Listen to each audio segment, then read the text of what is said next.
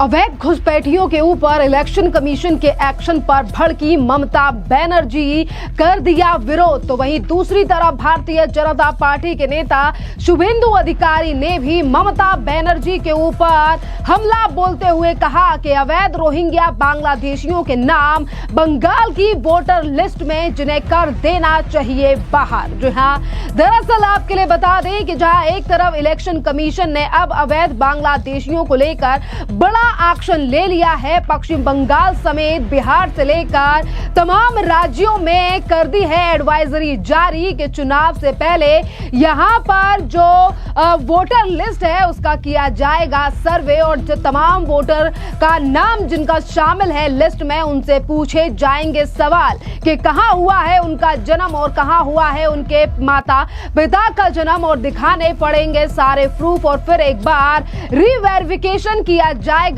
इन तमाम वोटर्स का, जो फैसला पहले ही इलेक्शन कमीशन ले चुका है अवैध बांग्लादेशियों के खिलाफ। क्योंकि देखिए, पश्चिम बंगाल से लेकर बिहार में चुनाव आने वाले हैं, और इन्हीं तमाम चीजों को मद्देनजर रखते हुए इलेक्शन कमीशन के द्वारा ये बड़ा आदेश दिया गया है, जिस पर ममता बनर्जी ने सवाल उठा दिया। और वहीं आपके लिए बता दें कि जहां एक तरफ ममता बनर्जी इलेक्शन कमीशन के द्वारा दिए गए आदेश पर भड़क उठी और उन्होंने सवाल उठा दिए हैं, पर भारतीय जनता पार्टी के नेता और बंगाल बीजेपी के नेता प्रतिपक्ष शुभेंदु अधिकारी ने मीडिया से बात करते हुए कहा है कि ममता बनर्जी अपने डर के कारण चुनाव आयोग के फैसले के खिलाफ बोल रही हैं, और इसी के साथ उन्होंने कहा कि अवैध बांग्लादेशियों का नाम पश्चिम बंगाल की वोटर लिस्ट में शामिल है। वोटर लिस्ट में सरकार के द्वारा उन नामों को जोड़ा गया है, और अब उन अवैध बांग्लादेशियों के नाम को पश्चिम बंगाल की वोटर लिस्ट से हटा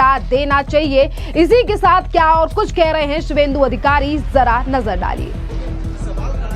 ड्यू टू आर फियर साइकोसिस, ना फियर साइकोसिस, यहाँ वोटर लिस्ट में रोहिंग्या मुसलमान का नाम है, ये सब घुसपैठिया है, इसको नाम डिलीट हो जाना चाहिए, ये भारतीय नागरिक नहीं है। और election commission autonomous constitutional body है, किसी के दबाव में आने की जरूरत नहीं है। इग्नोर यस 40-50 लाख रोहिंग्या मुसलमान यहाँ का वोटर है। ममता की एडमिनिस्ट्रेशन सीपीएम कुछ किया था, ये और भी पूरा कंप्लीट कर दिया। वो छोड़ दिए, उनका बात छोड़ दीजिए, वो देखा जाएगा। देखिए, आपने सुना कि किस तरीके से शुभेंदु अधिकारी ने सीधे शब्दों में कहा है कि ममता बनर्जी सरकार के द्वारा जो विरोध किया जा रहा है वो सिर्फ वो उनका डर दिखा रहा है। और इसी के साथ शुभेंदु अधिकारी ने एक तरफ अवैध बांग्लादेशियों को लेकर ममता बनर्जी पर हमला बोला, तो इसी के साथ ममता बनर्जी पर कई और तमाम मुद्दों पर भी शुभेंदु अधिकारी ने हमला बोला है। सुनिए। वो प्रसाद नहीं, ये मिठाई है, वो हलाल खा रहा है, मुसलमान लोग बना रहा है, डिस्ट्रीब्यूट कर रहा है, ये नहीं हो सकता। आपने धर्म को ममता बनर्जी तोड़ने का कोशिश कर रहा है। We are not allowing this.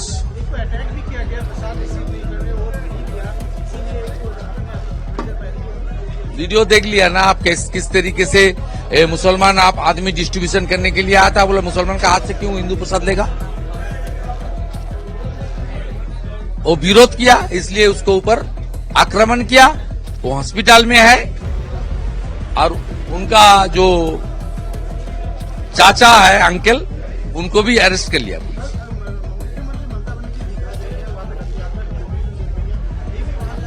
वो टूरिस्ट स्पॉट है, घूमने गया है, इसका साथ क्या है। पूरी धाम है, 4 धाम की एक धाम, वो जगन्नाथ प्रभु का धाम है।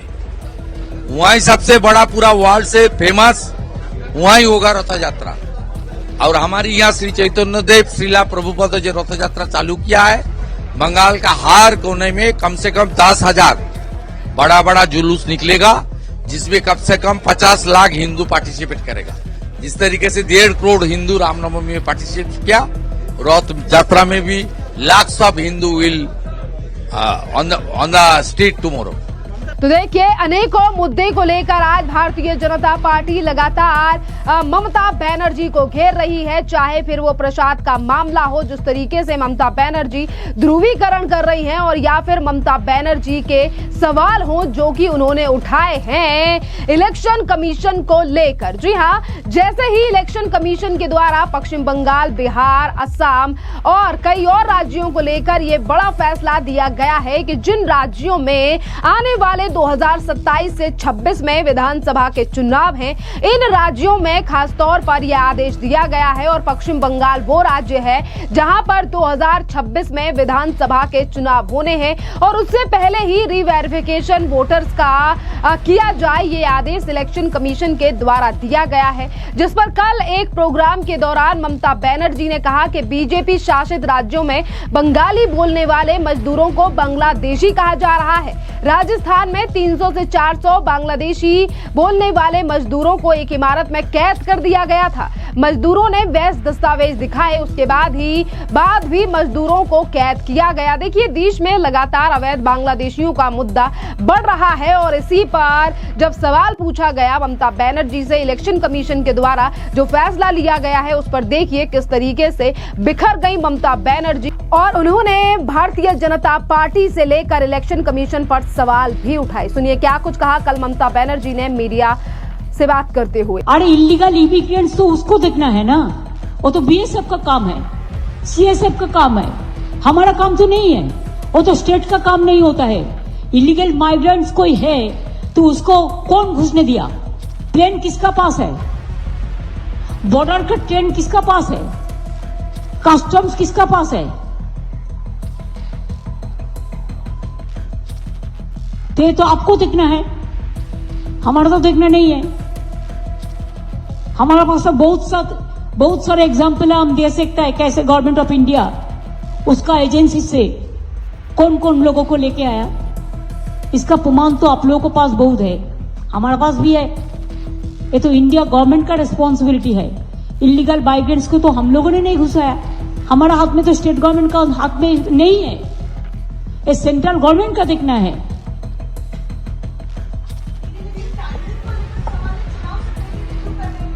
रिव्यू करने का नाम पे वो टॉर्चर करेंगे, रिव्यू करने का नाम पे वो ओरिजिनल वोटर को निकाल देंगे, रिव्यू करने का नाम पे जैसा हमारा लोगों को हर दिन डिटेंशन कैंप बना के टॉर्चर कर रहा है।